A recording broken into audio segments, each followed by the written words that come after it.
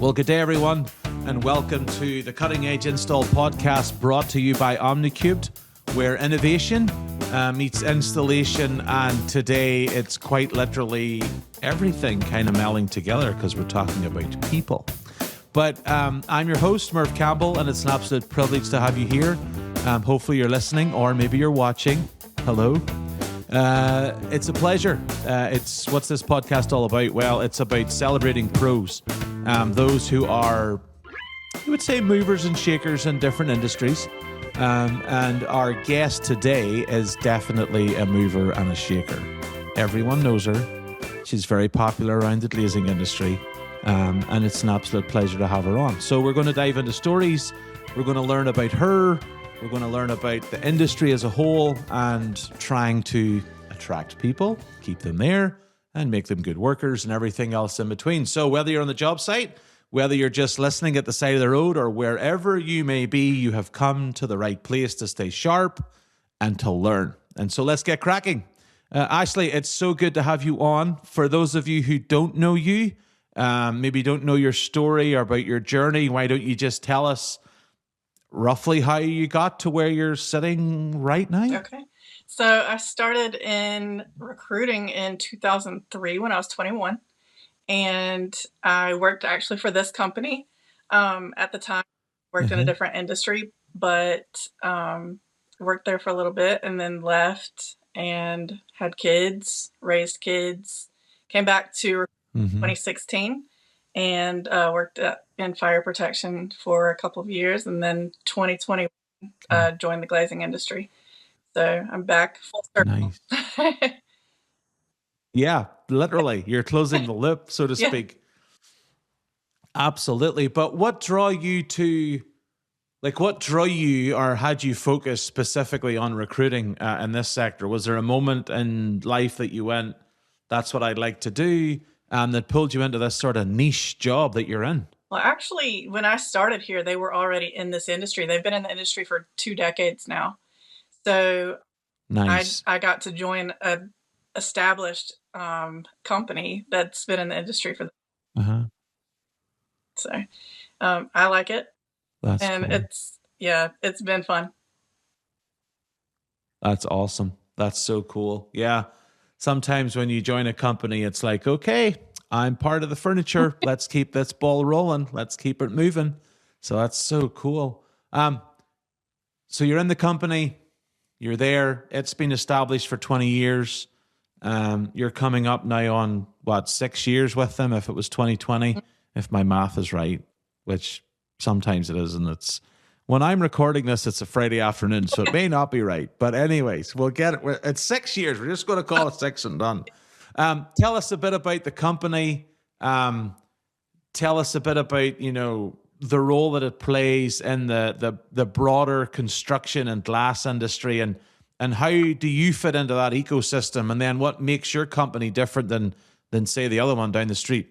So I work with Davidson, and like I said, we've been in the glazing industry for 20 years, and we've also done construction. Construction we've done a little bit less time in the industry, but we've got an established clientele and job seekers. We've had those relationships, and that's really how we stand out. We're a lot different because we do establish relationships with not only companies, but people. So anytime somebody reaches out, we've always got somebody in the back of our head. We can be like, oh, let me call this person.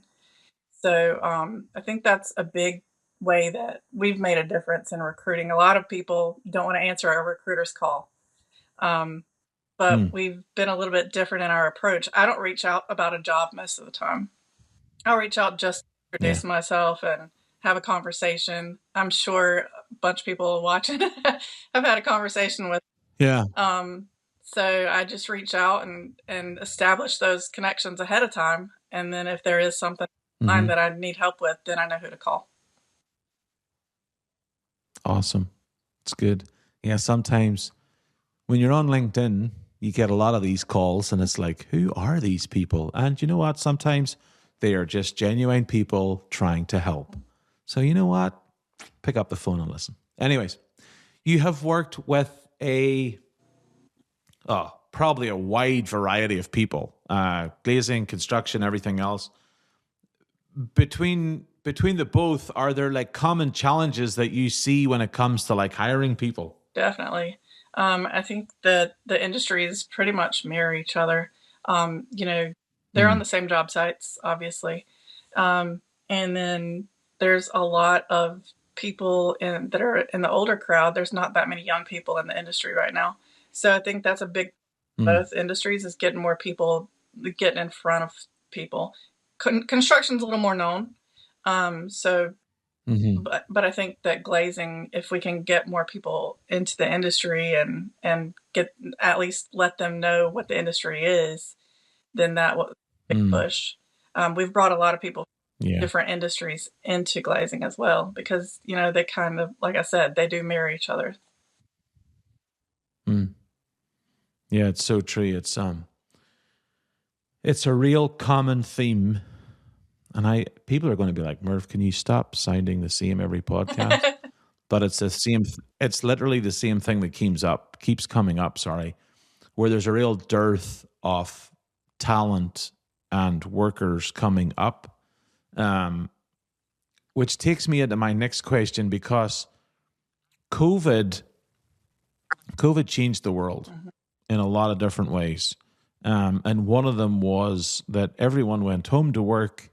And trying to get people out of their homes to work can be very difficult. Well, you can't cut glass, make glass from your bedroom. Even though AI is wonderful and robots are out there, you still got to get yourself, sweaty and dirty. But how has that changed, like, your guys' philosophy? Like, I know you're there since 2020. So, pre your time, even till now, how has the approach changed? How has the landscape changed? How has even, Gen Z people coming into the work scene, how has that horizon, in your opinion, changed since pre-COVID, so to speak? There are a lot more companies that are open to taking people and doing remote positions. Like you said, you can't cut glass from your bedroom, but you can estimate. Yep. We do a lot more companies who've reached out, and they're open to remote for estimating or project management.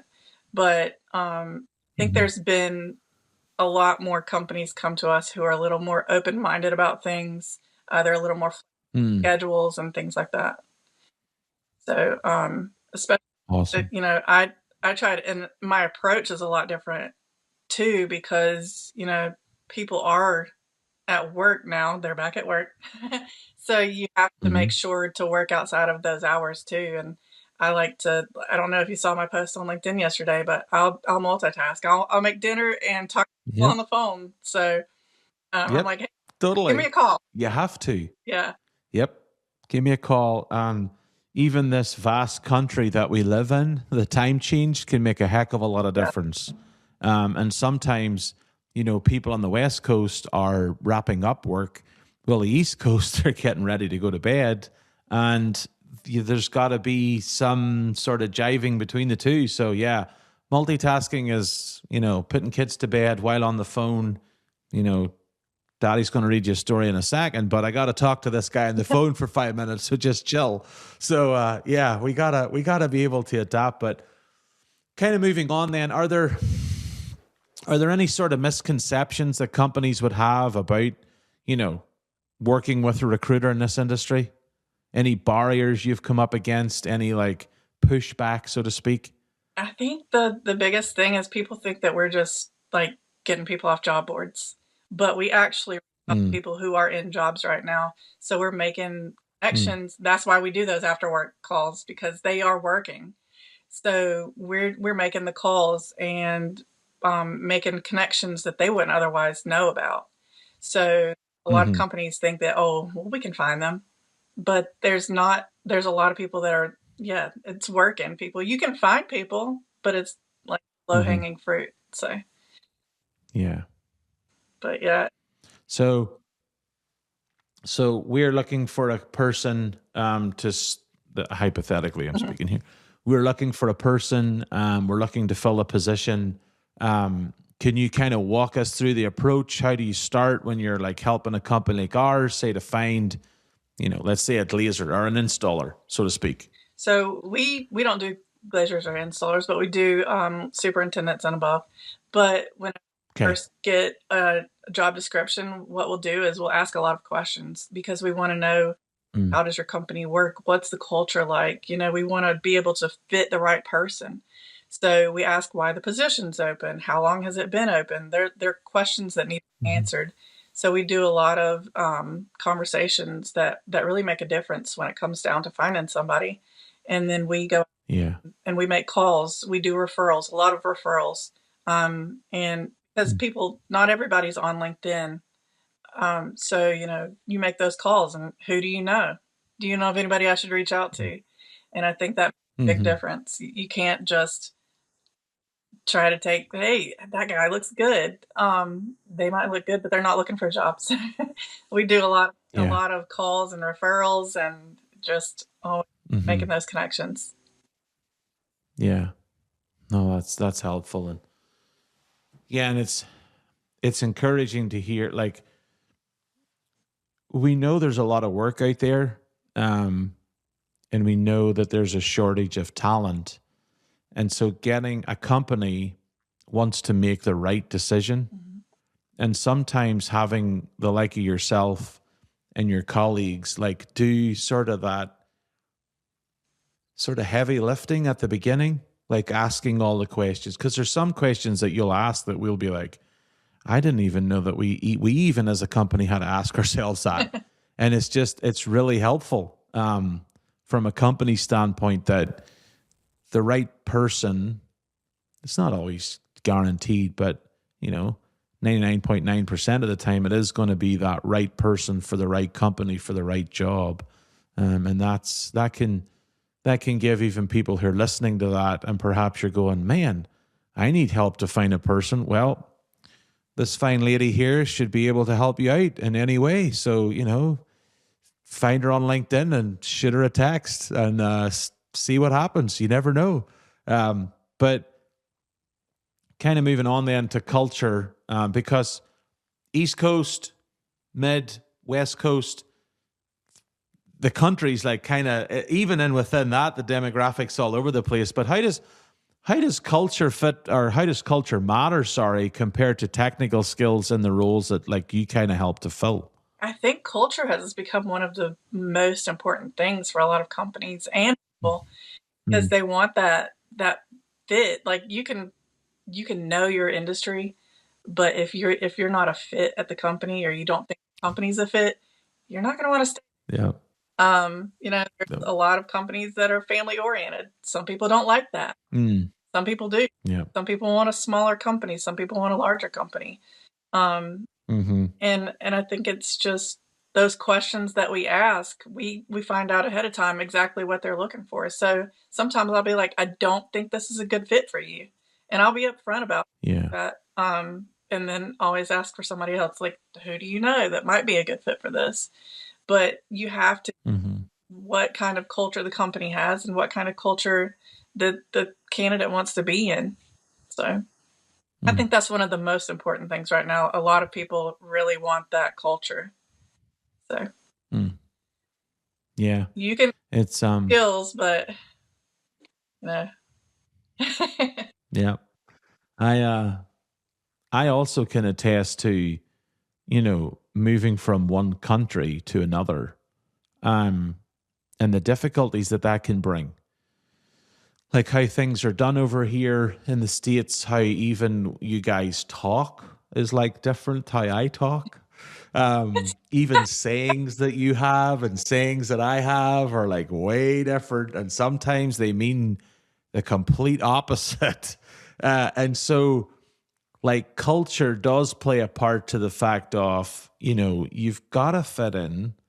You've got to be part of a family. And that's one thing that's like pretty darn awesome in the trade industry is it is family oriented. Like most companies, I'm not saying all because there are some anomalies, but most companies, it's family.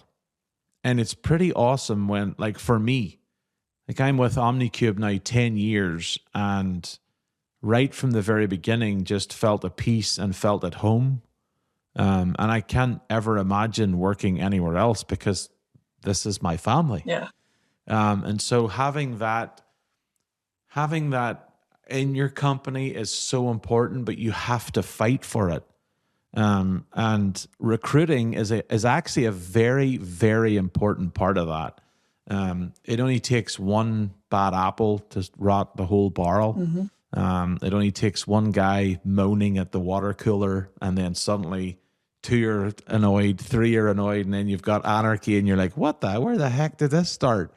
And so having someone like yourself who's an expert and who can kind of sniff out who's right for this, who's not right for this, can just be, again, another layer of comfort to a company when they're looking for someone. So, it's of utmost importance in the days that we live in to find that right person, because our facilities, our jobs are so intertwined with each other that you've got to find that sort of perfect piece for the jigsaw and then push it in and then stand back and be like, yep, that was a good fit. That worked well. Yeah. That's what I talk about a lot with some, like, some recruiters. That's why we get a bad rap, because, well, it's like throwing darts at a dartboard. They'll just throw darts and try to see what sticks. But we want the right fit for the position. And that, like you said, you've got to have that. I love my job. I love my company, people I work with. And if I didn't, we wouldn't be here. So yeah, exactly. Yeah. So that's a lot of the reason why people leave jobs is because they don't have that culture that they want to be in. So correct. Which is important for any sort of high level people that are listening to this, that it starts at the top and it funnels down. So like CEOs, COOs, like all those sort of C-suite people, it's important that it begins at the very top and trickles down to the people to inspire them to maintain the family moving along, so to speak, and everything going smoothly. There's days in here where you're pulling your hair out. You're like, what are we doing? But, 99.9% of the time it's like, okay, we have a problem, right? Let's, as a unit together, let's figure it out. It's like no man is an island, which is really important too. So there's got to be humility. You kind of got to leave your pride at the door. One person in a few podcasts ago said, be the stupidest person in the room, even though you may be the smartest, but ask questions, figure it out, learn. Those are some key traits to having a pretty awesome workforce. And then sort of moving on, it ties in nicely to the fact of when you're thinking of hiring, and then you think of potential versus experience, in your opinion, what's the most important? Potential. You can teach, like I said, you can teach the industry, but you can't teach personality. And that's a big thing that you want to have. You don't want to have somebody who's got the knowledge but doesn't want to work. So I think potential is probably a really big thing. There's a lot of people with experience, but you can teach people too. Yeah. And I think sometimes that experience makes them, it's like you can't teach an old dog new tricks.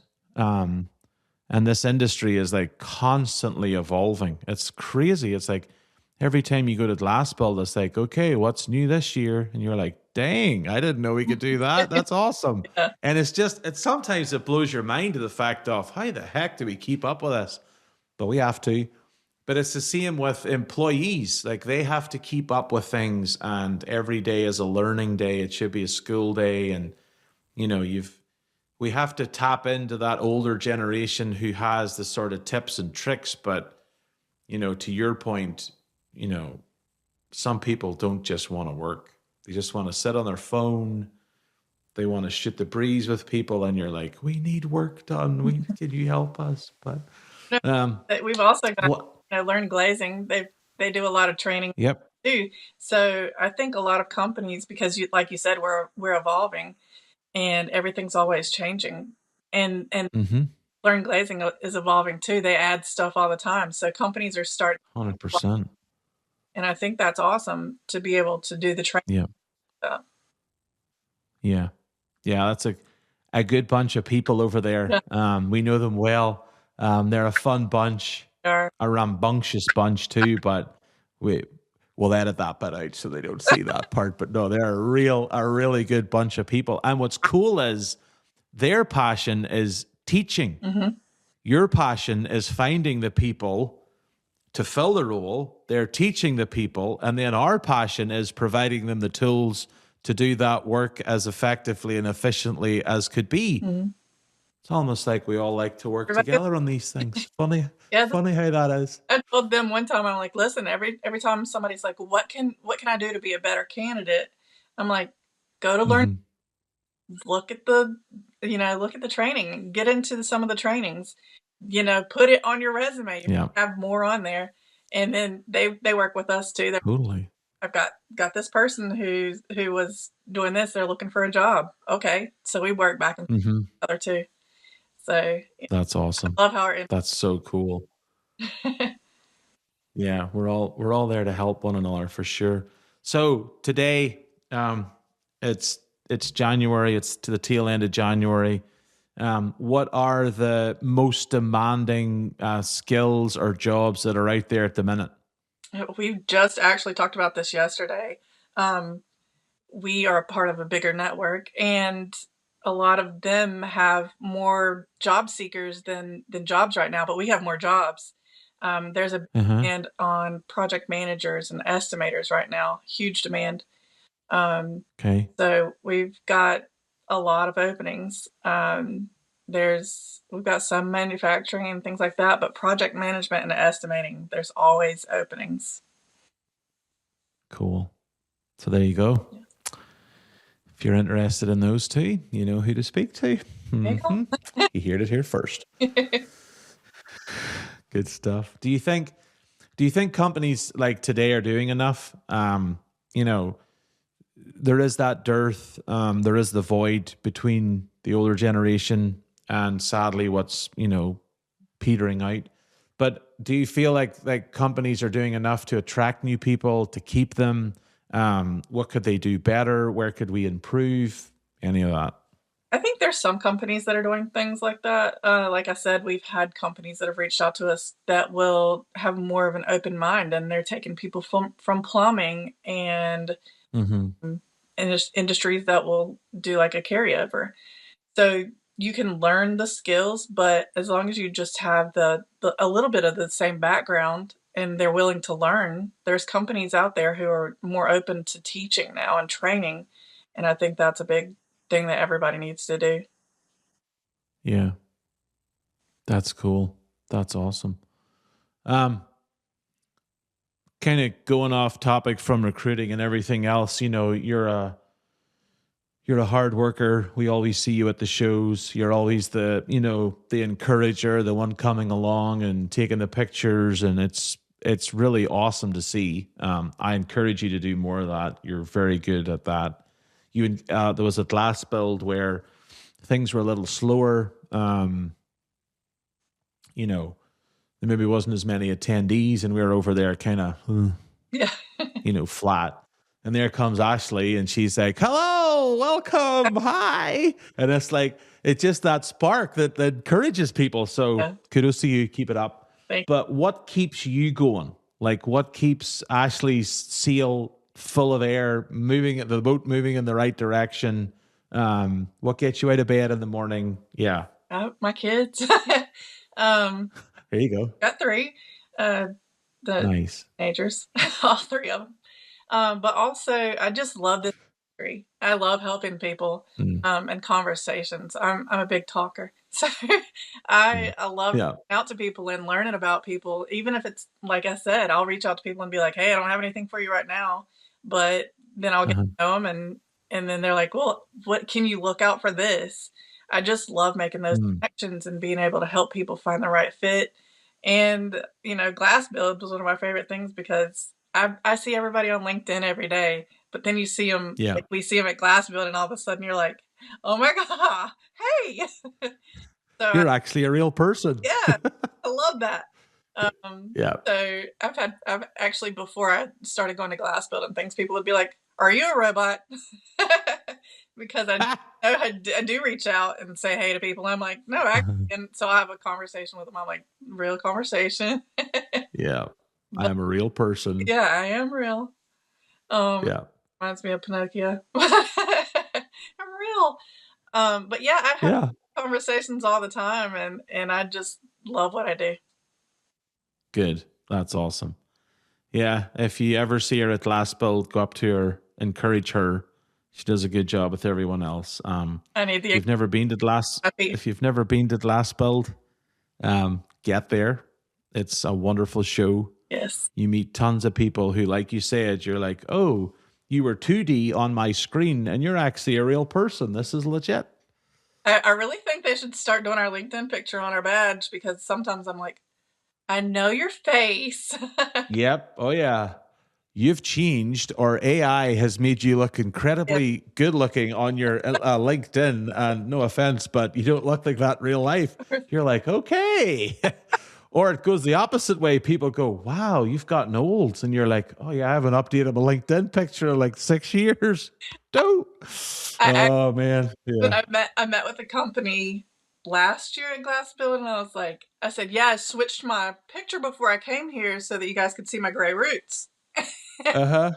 Oh, stop. He was Oh, that's hilarious. like, in 40s, they'll get you. Yep. Oh, yeah. I know all about it. Yep. Anyways, moving along, getting back to topic. If a company was listening to this and perhaps were looking to fill a role, what advice would you give them? How would you help them? And then kind of, talk about your company, like how you can find you guys, like what's a good website, yada, yada, yada. Okay.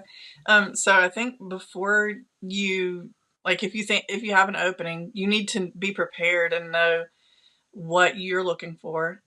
A lot of companies, sometimes they'll reach out and they don't know exactly what they're looking for. We'll bring somebody to them and like, Mm, and they'll add something else. Know what you're looking for. Be prepared with those questions, yeah. and know exactly what you want. Give us a call anytime. If Mm. I have my cell phone on me all the time, that's what I tell everybody. I'm like, I'm always there. I'm always, Yeah. um, Pick up the phone. yeah, just give me a call. Shoot me a Yeah. text, anything. But yeah, reach out, because we'll be able to ask you the questions too. Even if you're not prepared, we have the questions to ask you. And so we can get those questions answered to make sure that we get you the right fit. So I just think that making that phone call and making the connection with us is the first step.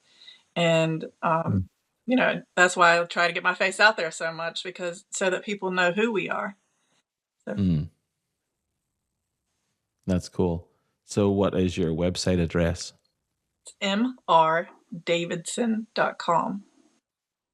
There you go. So everybody, MR. Davidson. Yeah, there you go. So go look them up if you're needing a role filled, or maybe. Hey, one thing I love about the glass industry and just trades in general is, like, people are willing to help, even if it's not even for like a job. If they're like, hey, I have this scenario, what do you think about it? Could you help? And you're going, sure, let's grab half an hour over a cup of coffee and have at it. And so, yeah, perhaps you're not looking to recruit right now, but hopefully 2026 is the year that the handbrake gets released and we're all get back to being like super busy again, and you need to fill roles. Well, you've listened Yeah. to the right podcast to be able to do that. So, Yep. we all love success stories. We all love an underdog. I'm Irish and I am a sucker for Rocky Balboa, and he gets knocked down, he gets up again, and he always wins. It's like, seriously, dude, maybe one of the films you should actually lose in general. But we all love success. Mhm. Have you got a success story of someone who you've helped to get into a role, to get into a job, and then, you see the fruit of that, you hear them growing, and it's just a success story? I think a lot of our placements have been success stories. So we've made a lot of Mm, connections. Um, I just helped somebody get back home. So that's one of my big things. I love helping people like find that fit. And yeah. I called somebody about one job, and they're like, "Well, actually, I'm trying to get back home." I'm like, "Okay, well, let me help you get back home." So, Wow. we made that connection and got him back home, Hmm. be closer to his family. So, That's cool. yeah, there's a lot of different scenarios. My brother's in the industry. I don't know if you knew that, um, Uh-huh. Yep. but I got my brother in the industry, and he loves his job, loves his company, and Good. I love the company too. So, um, Good. Good. yeah, there's just so many different. I think there's a lot of history that we've had over the years, and made those connections that people will come back to you whenever they do want to make a move. They'll come back to you because you Yeah. did in a company that they loved, or Correct. give them that Yeah. raise that they were looking for. So, Hmm. Yeah, and it's like, you make an interaction at, LinkedIn or Glassbuild or some of the other conferences, and it might not be for a year, 18 months before that ever flourishes, but at least the seed's been sown, it's been planted, and in due course it'll flourish and grow. And that's where like having meaningful conversations is so important. So important. Communication is key. And it's not always, it doesn't always have to be about this, but just, we've had people on who are encouragers, those who are the experts, those who are the listeners to people who are struggling with, say, mental health issues. And it takes everybody in a big family to make it work. And so that's where it's like, this part of the jigsaw is very, very important. And I think sometimes, sadly, it gets a bad rap when really it shouldn't, when it's genuine help that's being offered. mhm. And it's a willingness to do the legwork to help. And so, yeah. Anyways, enough of the me ranting and raving. We've got the last question. This is it. This is the last grilling question of today. What role do you see companies like InCan and people like you play in helping reshape the narrative in the likes of what's coming in the future, and even getting people back to work? um, I'm not really sure. We I think that we do reach out to people that are starting out in the Mm, careers, and they've just left college, and or mm, they're leaving military, or they're leaving another industry, and we make those connections. But a lot of times, companies aren't really wanting somebody that doesn't have the experience. yeah. We can open up those doors, and have companies think outside the box, like, hey, Hmm. there's trainings that you can put people through. They don't have to have the experience, they can learn. Hmm. So I think that's a thing that we could do. We can make those connections, and bring Yeah. people, right, like college, or bring people from other industries or from military, Hmm. and introduce them to companies. Yeah. No, that's awesome. Yeah, and it's there are there are people who are willing to work, and sometimes they just don't know where they need to work. And Yeah. that's where it's like, hey, let me help you and show you. I have a 14-year-old son who's, you know, very gifted with his hands, to my detriment, with RC cars and tinkering at stuff, and clocks are taken apart in our house and tried to put back together again, so to speak. But it's cool. I don't mind it. Yeah. And so it's like he's not going to go to college. He doesn't have that desire. He wants to go work with his hands. And so as a father, I'm like, okay, what Yeah. trade are you going into? Which one excites you the most? That'll get you, like, to yourself, that'll get you out of bed. Yeah. So. Yeah, and I think there's always ways to help people develop. So, maybe it's not, you can encourage people and be there for people, have those conversations. Mm-hmm. Totally. Absolutely.